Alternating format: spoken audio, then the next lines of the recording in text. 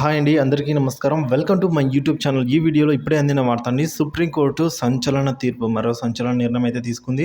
ఆ వివరాలంటే ఈ వీడియోలో తెలుసుకోబోతున్నాం. వీడియోని అయితే ఎక్కడ కానీ స్కిప్ చేయకుండా ఎండ్ వరకు చూడడం ద్వారా ఇన్ఫర్మేషన్ అనేది పూర్తిగా అర్థమవుతుంది. వీడియో నచ్చినట్లయితే ఒక లైక్ చేయండి. ఇంకా సబ్స్క్రైబ్ అవ్వనట్లయితే మన ఛానల్ని సబ్స్క్రైబ్ చేసుకోవడం ద్వారా నేను చేసే ప్రతి ఒక్క అప్డేట్ న్యూస్ అందరికంటే ముందుగా మీ వరకైతే రీచ్ అవుతుంది. ఆలస్యం చేయకుండా వివరాలకైతే వెళ్ళిపోదాం. ఓటు రసీదు క్రాస్ వెరిఫికేషన్ పిటిషన్పై సుప్రీంకోర్టు తీర్పు.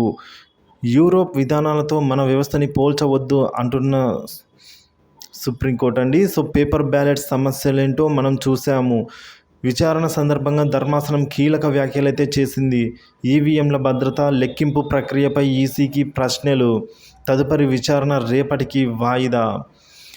వీవీప్యాట్ విధానంలో రూపొందించిన పేపర్ స్లిప్తో ఎలక్ట్రానిక్ ఓటింగ్ మెషిన్ ఈవీఎంలో పోలైన ఓట్లను క్రాస్ వెరిఫికేషన్ చేయాలని కోరుతూ దాఖలైన పిటిషన్ను సుప్రీంకోర్టు మంగళవారం విచారించిందండి. ఈ సందర్భంగా రహస్య బ్యాలెట్ ఓటింగ్ వల్ల ఎదురయ్యే సమస్యలు ప్రస్తావించింది ధర్మాసనం. పిటిషనర్లకి ఒకంత అవగాహన వ్యక్తపరిచింది.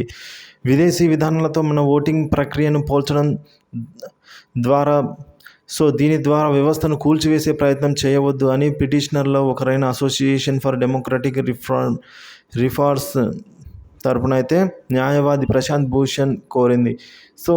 60 ఏళ్ల వయసులో ఉన్నప్పుడు పేపర్ బ్యాలెట్ ఉన్నప్పుడు ఏం జరిగిందో మనం స్పష్టంగా తెలుసు.